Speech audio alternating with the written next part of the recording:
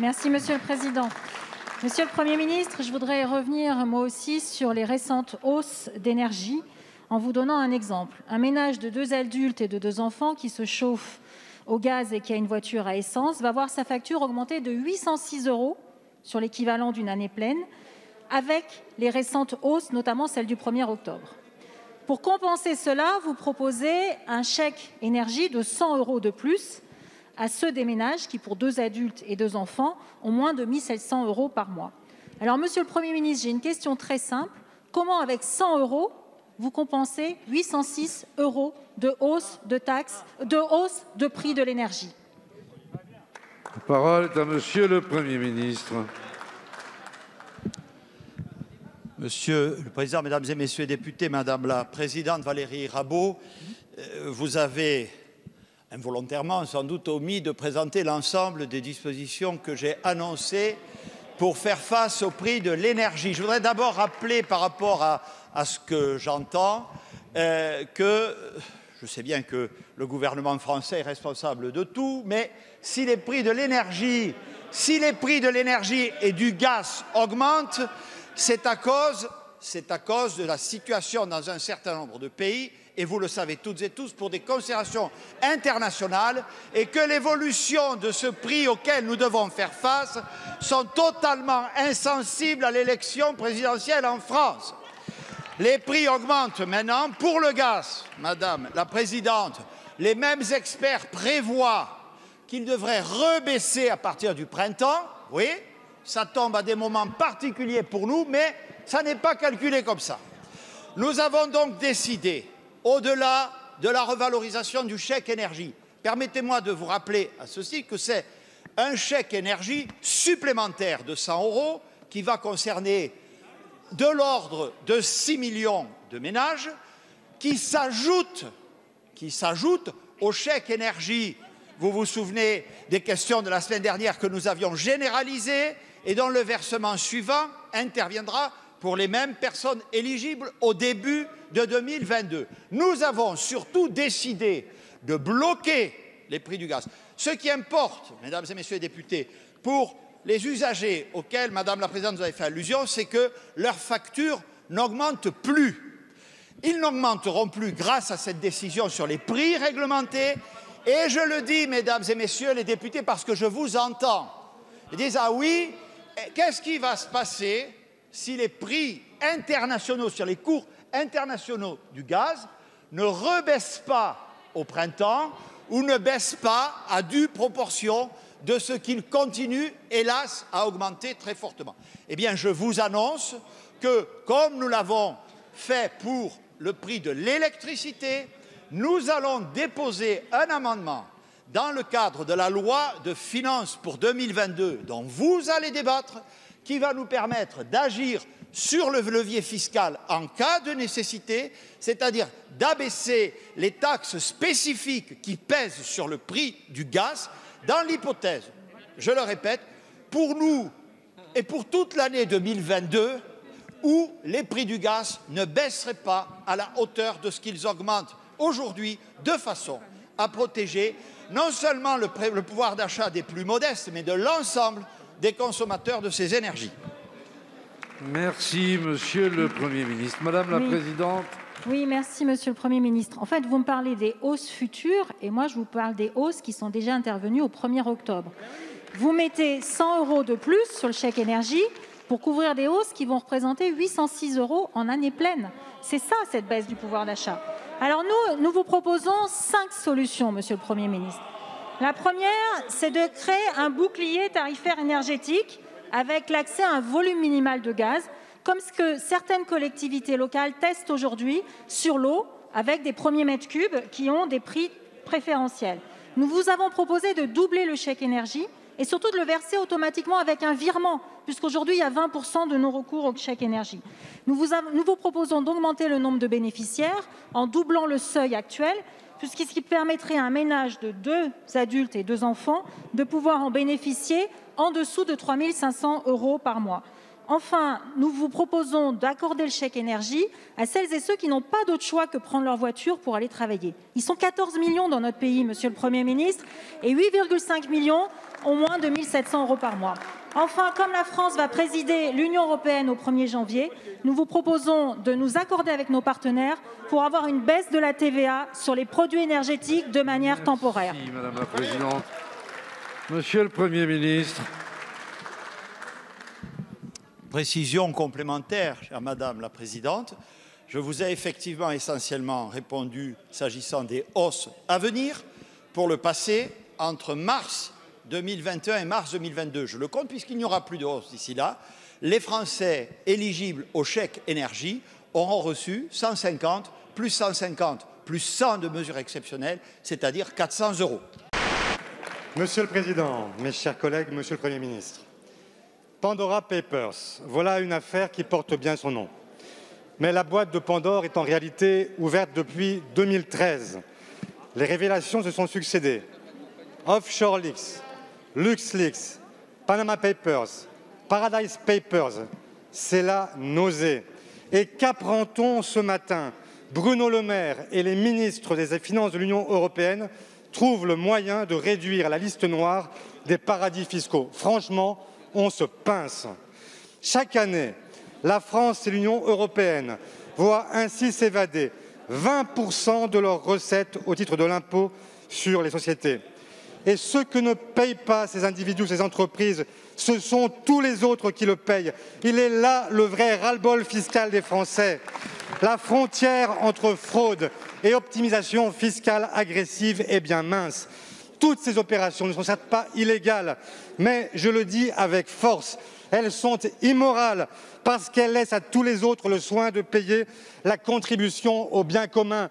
Hôpitaux, écoles, police, services publics, ces pertes fiscales minent le rapport des Français à l'impôt. Pourquoi les classes populaires et les classes moyennes devraient payer quand les plus riches s'exonèrent? Des solutions existent. Elles ont été défendues ici même par Boris Vallaud au nom du groupe socialiste. Elles ont été jusqu'ici systématiquement repoussées par votre gouvernement. Je vais me limiter à un seul exemple et j'attends une réponse précise. Depuis plus de 3 ans, nous proposons un dispositif qui ne réglera certes pas l'ensemble du sujet, mais qui permettra de progresser sur la voie de la justice fiscale. Toute entreprise domiciliée à l'étranger qui fait des profits en France serait taxée à proportion de ses ventes sur notre territoire. Vous avez jusqu'ici refusé. Êtes-vous prêt à l'accepter dans la loi de finances actuellement en discussion? Monsieur le député. La parole est à monsieur Olivier Dussopt, ministre délégué chargé des comptes publics. Merci, Monsieur le Président, Mesdames et Messieurs les députés, Monsieur le député Faure. D'abord, vous avez bien fait, Monsieur le député, de rappeler que les premiers scandales de grande ampleur datent de 2013 et nous pouvons souligner ensemble que depuis 2013, la France a considérablement renforcé son arsenal législatif avec des lois votées sous le précédent quinquennat. Je pense à la loi Sapin II, je pense aussi à une autre loi sur la moralisation de la vie politique qui avait été votée dès 2014. Cet arsenal a été renforcé par la loi du 23 octobre 2018 qui permet de mieux lutter contre l'optimisation fiscale agressive, qui nous permet aussi de travailler de manière plus profonde, plus approfondie avec nos partenaires européens sur la liste des États non coopératifs, avec des décisions qui font l'objet de discussions extrêmement longues, et dont vous savez extrêmement bien aussi qu'elles se formalisent à un moment, aujourd'hui, sans qu'il y ait de lien avec l'actualité. Nous avons considérablement renforcé les échanges de renseignements au sein de l'Union européenne. En 2019, cette technique d'échange de renseignements qui a porté sur plus de 84 millions de comptes bancaires et sur 4 900 milliards d'actifs, nous a permis collectivement, au niveau de l'Union européenne, de dégager plus de 107 milliards d'euros de revenus complémentaires par la lutte contre l'optimisation et la lutte contre la fraude. Nous avons fait en sorte de mettre en place une police fiscale en application de la loi d'octobre 2018 et nous avons enrichi le travail de cette police fiscale de nombreuses initiatives. Je pense par exemple à la rémunération des aviseurs mise en place à l'initiative de la députée Pires Beaune que nous avons pérennisée car c'est un système efficace. Pour vous démontrer l'efficacité et l'implication des services, je voudrais simplement revenir sur la suite d'un précédent scandale sur lequel nous avons désormais suffisamment de recul. La question de Panama Papers, avec des contrevenants ou des mises en cause qui étaient évidemment loin d'être tous français. Cependant, la direction des finances publiques a travaillé sur les cas français, Ce sont 657 cas redressés ou judiciarisés. C'est plus de 200 millions d'euros de pénalités ou de redressements qui ont été adressés. Et c'est la démonstration que l'administration fiscale, à travers le gouvernement, est pleinement mobilisée contre la lutte de la fraude fiscale. Merci Monsieur le Président. Ma question s'adresse à Monsieur le ministre des Solidarités et de la Santé et porte sur les difficultés que rencontre le secteur sanitaire et médico-social avec les personnels non vaccinés. Leur absence plonge des établissements dans des situations intenables. C'est notamment le cas dans mon département en Ardèche et dans bien d'autres évidemment. Je ne compte plus les alertes. Ici, un foyer de jeunes en situation de handicap qui est privé d'un tiers de ses éducateurs. Là, un directeur d'EHPAD qui me dit qu'il lui manque 14 TP et que son équipe ne va pas tenir le choc. Là, un autre qui se trouve privé de son médecin coordonnateur. Le chiffre de 3000 suspensions que vous aviez annoncé, Monsieur le ministre, masque une toute autre réalité. À ces suspensions, vous devez ajouter les arrêts maladie ou les congés de droit qui ont explosé parmi les non-vaccinés. À telle enseigne que les personnels qui manquent à l'appel se compteraient par dizaines de milliers. Je vous demande de mesurer, Monsieur le ministre, la gravité de cette situation et le niveau de désorganisation dans certains établissements. Les solutions avancées sont parfois inacceptables, notamment lorsque l'ARS propose à des établissements d'hébergement pour personnes handicapées d'engager des individus condamnés à des travaux d'intérêt général en remplacement d'éducateurs qualifiés. Ma question ne vise donc pas à ouvrir le débat sur l'obligation vaccinale. Notre groupe a été très clair sur ce point. Je veux juste que vous répondiez à 2 questions. Premièrement, la réalité des chiffres sur les personnels qui manquent. Et deuxièmement, les réponses que vous pouvez apporter à des personnels qui souffrent et qui voient bien que la continuité du service public n'est plus garantie. Je vous remercie. Merci. La parole est à Monsieur Olivier Véran, ministre des Solidarités et de la Santé. Monsieur le député Hervé Solignac, j'étais hier avec le directeur général de l'AP-HP. Alors, ce n'est pas l'Ardèche, mais enfin, c'est le plus gros hôpital de France, il y a 100 000 feuilles de paye. À date, hier, 16 médecins n'étaient pas vaccinés pour tout l'AP-HP sur 12 500 médecins. 100 infirmières n'étaient pas vaccinées sur 18 000 infirmières. 100 sur 18 000.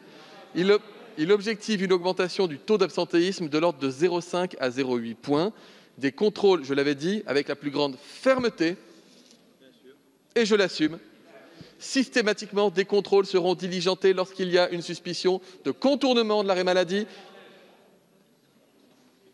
Et des sanctions exemplaires seront appliquées de manière à faire en sorte qu'on ne détourne pas la sécurité sociale de ce pourquoi nous l'avons fondée, ou nos prédécesseurs l'ont fondée il y a 76 ans, c'est-à-dire assurer la protection de ceux qui en ont besoin. Il y a ensuite des territoires, monsieur le député, vous parlez de l'Ardèche, on aurait pu parler de la Drôme, ou d'autres départements dans lesquels, historiquement, il y a, entre guillemets, des poches de résistance à la vaccination, qu'on ne voit pas que sur le Covid, qu'on voit sur d'autres types de pathologies infectieuses. Et ce sont d'ailleurs des départements, ce n'est pas le cas de l'Ardèche, mais pour d'autres, des départements dans lesquels on voit la réémergence de clusters chez les personnes qui ne sont pas vaccinées. Donc, il en va des soignants comme du reste de la population. En Ardèche comme ailleurs, un Ardèche, le département que je connais bien et que j'affectionne, monsieur le député Joannico, le Stéphanois. Arrêtez, c'est pas un jeu. Donc, il faut continuer d'aller évidemment au contact des populations pour les convaincre. En aucun cas, nous ne reviendrons sur l'obligation vaccinale des soignants. Et en revanche, quand vous dites qu'il y a des organisations massives, etc., ce n'est pas en tout cas le reflet au niveau national. On est à plus de 96% de présentation du pass sanitaire dans les établissements médico-sociaux d'autres pays. Regardez d'où on part, on était à 60%. Et surtout, sur les 1000 établissements qui nous ont relayé des suspensions temporaires, plus de 600 nous ont déjà relayé des réinscriptions du personnel qui, voyant que la menace était sérieuse, se sont finalement fait vacciner. C'est comme ça que nous progresserons. Merci, monsieur le ministre. Monsieur le député. Monsieur le ministre, je vous fais état de dysfonctionnements qui ne sont pas des fantasmes, mais des réalités, notamment dans des EHPAD, quand je parle de 14 équivalents temps plein. Ces directeurs-là en appellent au secours à l'ARS, ils n'ont pas de réponse, et vous venez de faire la démonstration que leur tutelle, le ministre de la Santé, n'a pas non plus de réponse à leur apporter. J'en suis vraiment désolé pour eux. Notre collègue Yan Chantrel pour le groupe socialiste, écologiste et républicain, c'est sa première prise de parole dans notre hémicycle. Merci Monsieur le Président. C'est un honneur de représenter les Françaises et Français établis hors de France au sein de notre Assemblée. Mes chers collègues, il y a un an, jour pour jour, notre compatriote Emmanuel Charpentier recevait le prix Nobel de chimie. Établi hors de France depuis 24 ans, elle déclarait alors, je cite, « Je pense que la France aurait du mal à me donner les moyens que j'ai en Allemagne, La recherche scientifique a besoin d'être soutenue par le gouvernement. 1 an plus tard, le constat est sans appel. La semaine dernière, le journal Le Monde publiait une enquête accablante sur le déclin de la recherche en France. Des moyens en dessous de la moyenne des pays de l'OCDE, des salaires indignes, des équipements vieillissants et une dégradation des conditions de travail qui affectent la productivité de la recherche française. Loin de régler cette situation, la LPR votée en 2020 consacre le manque d'ambition du gouvernement en accroissant la précarisation des contrats et les inégalités entre laboratoires. En tant que conseiller consulaire et désormais sénateur des Français de l'étranger, j'ai rencontré des centaines de compatriotes, doctorantes et doctorants, chercheuses et chercheurs, qui, devant ce manque cruel de moyens, ont fait le choix d'exercer leur métier et de poursuivre leur passion à Washington, Cambridge, Belém ou encore à Sydney. À l'heure où la planète vit des bouleversements climatiques et sanitaires majeurs, comment le gouvernement compte-t-il donner à la recherche française les moyens de répondre à l'urgence de ces défis ? Pour vous répondre, la parole est à la ministre de l'Enseignement supérieur, de la Recherche et de l'Innovation. Madame Vidal, vous avez la parole. Merci, Monsieur le Président, Mesdames les sénatrices, Messieurs les sénateurs. Monsieur le sénateur Chantrel, permettez-moi moi aussi de vous féliciter pour votre élection en tant que sénateur représentant les Français établis hors de France. Et je sais que nous aurons l'occasion de nous revoir dans la commission Culture, Éducation et Communication du Sénat. Vous avez raison, Monsieur le sénateur. En réalité, contrairement à ce que titre Le Monde, ça n'est pas la recherche française qui est en déclin. C'est les financements qui ont été accordés à la recherche française pendant les 20 dernières années qui sont ignobles, qui n'ont pas permis de pouvoir garder nos talents. Et c'est ce gouvernement qui est en train d'inverser la tendance. Pour la première fois, nous avons en candidature sur des doctorants internationaux une augmentation majeure du nombre de doctorants. C'est 25 milliards d'euros de réinvestis dans la recherche au travers de la loi pour la recherche. C'est 500 millions d'euros cette année sur le budget. C'est 2 fois plus que les quinquennats précédents. C'est ça la réalité, monsieur le sénateur. C'est 7 milliards d'euros supplémentaires dans le plan innovation santé pour supporter le secteur de la santé dont nous avons vu à quel point il avait besoin d'être encouragé. C'est 7,8 milliards d'euros dans le plan de relance sur le périmètre enseignement supérieur, recherche et innovation. Et c'est ça qui nous permet notamment de préserver plus de 2000 emplois hautement qualifiés dans la recherche et le développement qui auraient pu manquer à notre pays. C'est pour la première fois des recrutements à plus de 2 SMIC. C'est pour la première fois une augmentation de 30% des salaires des doctorants. C'est pour la première fois 650 emplois supplémentaires au-delà des départs à la retraite qui sont créés.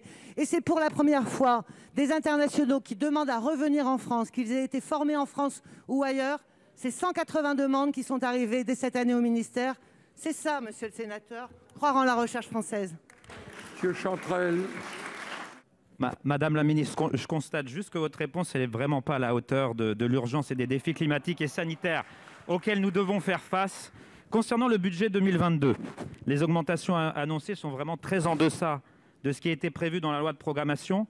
Quant aux investissements planifiés à l'horizon 2030, ils sont beaucoup trop tardifs pour répondre à ces différentes crises climatiques et sanitaires qui demandent une réponse immédiate. Merci, Monsieur le Président, Mesdames et Messieurs les ministres, mes chers collègues. Ma question s'adresse à Monsieur le ministre de la Santé et des Solidarités, Olivier Véran. Les 24, 25 et 26 septembre 2021, les sages-femmes ont entrepris un mouvement de grève dans plus de 150 maternités et dans plus de 60% des cabinets libéraux. Une nouvelle mobilisation aura lieu demain, 7 octobre, pour la 6e fois cette année. Face au manque de reconnaissance, aux contrats précaires, aux salaires insuffisants, aux tâches et responsabilités de plus en plus élevées, y compris l'accueil des urgences gynécologiques, le manque d'effectifs permanents, elles sont chaque année plus nombreuses à quitter les maternités pour se tourner vers l'exercice libéral. Ces conditions de travail qui se détériorent sans cesse mettent à mal la permanence et la qualité des soins. Rappelons que cet été, le Conseil national de l'Ordre des sages-femmes tirait la sonnette d'alarme. Le manque d'effectifs dans les maternités ne permettait plus de garantir la sécurité des patientes et de nombreuses maternités ont dû fermer leurs portes. Le 16 septembre, Monsieur le ministre, vous avez annoncé une revalorisation financière de 100 € bruts par mois, revalorisation qui est inférieure aux propositions pourtant formulées par l'IGAS dans le cadre d'un rapport qui a été rendu cet été. Mais cette annonce ne traite pas des causes profondes du mal-être des sages-femmes.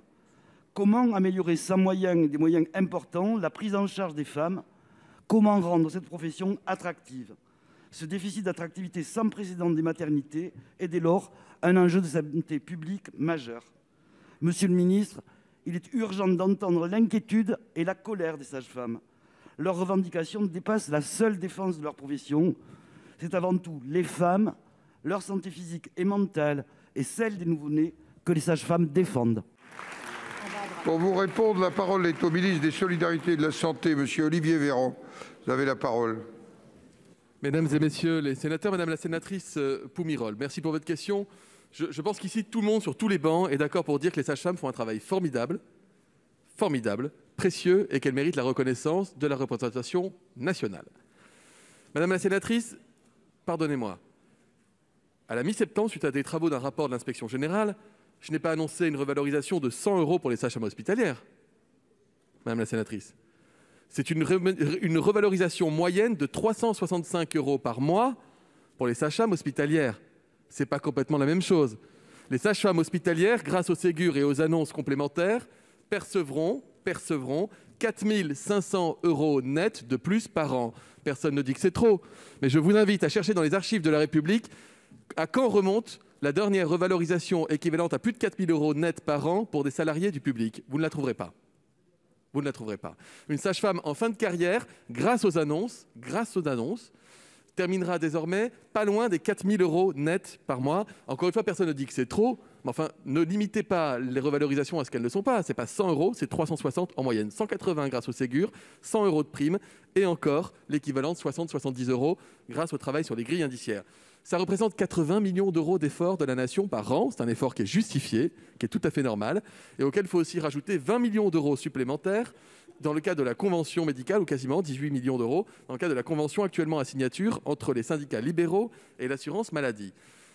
Madame la sénatrice, sans aucune provocation, en 1 an et demi que je suis ministre, ce gouvernement, avec le Ségur de la santé, a augmenté les salaires des soignants de notre pays autant que les gouvernements de droite et gauche successifs depuis plus d'un siècle réunis. Personne ne dit que c'est trop, mais dans le cas du PLFSS, vous le verrez, ce sont 10 milliards d'euros de revalorisation en plus. J'ajoute qu'ils ont demandé une 6e année d'études. Avec Frédérique Vidal, nous avons lancé la mission préfiguration pour qu'elle ait la 6e année d'études de plus. Elle demande un statut médical dans la fonction publique hospitalière. On leur accorde le statut médical, une filière médicale dans la fonction publique hospitalière. Elles relèveront bien maintenant les sages-femmes des directions d'affaires médicales parce que c'est une profession médicale. Et votre question me permet à la fois de remettre les chiffres là où ils sont et en même temps de réaffirmer le soutien à cette profession médicale. Madame Poumirol, quelques secondes. Certes, monsieur le ministre, j'entends bien les réformes que vous avez menées et les efforts qui ont été faits très récemment, mais il n'en demeure pas moins que vous avez parlé de la réforme des études ou du statut des sages-femmes, et c'est là, je crois, le point le plus important sur lequel il faut travailler et qui est la principale revendication des sages-femmes. Merci, monsieur le président. Ma question s'adresse au ministre de l'économie, représenté par monsieur Dussopt, pour la troisième larme. Mes chers collègues, 11 300 milliards de dollars. Ce chiffre est si vertigineux qu'il ne représente plus rien dans l'imaginaire collectif, si ce n'est qu'il pèse 5 fois le PIB de la France. Nul besoin d'être haut fonctionnaire pour comprendre que l'évasion fiscale nous coûte un pognon de dingue. Offshore Leaks, China Leaks, Panama Papers, et j'en passe. Qu'est-ce qui a changé depuis? Pas grand-chose. Si ce n'est qu'au fil des révélations, les chiffres sont toujours plus colossaux. Chacun de ces scandales vient révéler votre incapacité à surveiller efficacement ces territoires opaques du monde financier. Alors que d'aucuns dissertent doctement sur l'idée de travailler jusqu'à 67 ans, pourquoi pas 80, tant qu'on y est. Lorsqu'il s'agit de traquer de fantomatiques acheteurs d'écrans plats, le gouvernement sait déployer toute l'énergie qui lui sied. Mais dès lors que l'on touche au 1%, il est aux abonnés absents. Nous devons sortir du mythe que le système offshore est un outil neutre qui serait simplement mal utilisé par certains. Le système est en lui porteur des inégalités en ce qu'il permet de rompre le contrat social et pousse les plus riches à faire sécession. D'aucuns sur ces bancs étaient bien plus prolixes lorsqu'il s'agissait d'aborder le séparatisme religieux. Je note qu'ils se font moins sonores lorsque ce séparatisme se fait financier. Mais je ne doute pas, mes chers collègues, que vous sortirez prochainement de ce silence assourdissant. Pas d'argent magique, donc, pour les services publics, mais beaucoup d'argent caché au service des plus riches. Monsieur le ministre, pouvez-vous nous donner clairement les mesures que vous comptez mettre en place afin de stopper cette hémorragie de fuite des capitaux français dans des paradis fiscaux? Pour vous répondre, la parole est au ministre délégué en charge des comptes publics, monsieur Olivier Dussopt.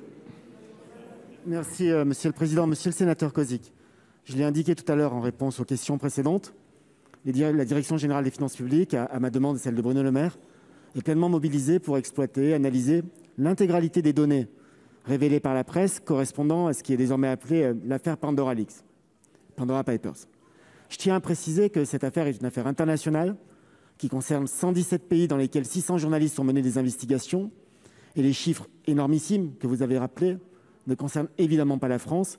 J'ai eu l'occasion de dire tout à l'heure qu'à la suite des investigations de la Direction générale des finances publiques dans un autre scandale financier, les Panama Papers, ce sont 657 dossiers qui avaient été régularisés, les autres dossiers n'étant pas des dossiers concernant des contribuables français. Vous me demandez que faire? Nous appliquons la loi de 2018, je l'ai dit, avec la création d'une politique fiscale. Nos services, malgré le confinement, malgré l'arrêt des contrôles sur pièces en 2020 du fait du confinement, ont permis l'encaissement de presque 8 milliards d'euros de redressement et de sanctions seulement en France en matière de lutte contre la fraude fiscale. Au niveau européen, les échanges de données qui portent sur 84 millions de comptes, qui concernent plusieurs milliers de milliards d'actifs, ont permis à l'Europe de détecter des fraudes et d'encaisser plus de 100 milliards d'euros de revenus complémentaires. Nous avons mis en place des systèmes nouveaux, y compris d'information. Et c'est la raison pour laquelle nous avons pérennisé, par exemple, le système de la rémunération des aviseurs, système proposé par votre collègue de l'Assemblée nationale, Christine Pires-Beaune. Nous avons aussi développé des systèmes d'analyse de données, en mauvais français de data mining. Cette analyse de données, cette analyse des data nous a permis de détecter 800 millions de fraudes l'année dernière. Ce sont 800 millions de redressements qui ont été permis par l'analyse des données et par l'intelligence artificielle. Je ne regrette qu'une chose, c'est qu'au-delà de votre colère aujourd'hui, vous auriez pu voter les outils et les crédits qui permettent à l'administration fiscale de développer cette analyse de données. Vous ne l'avez pas fait.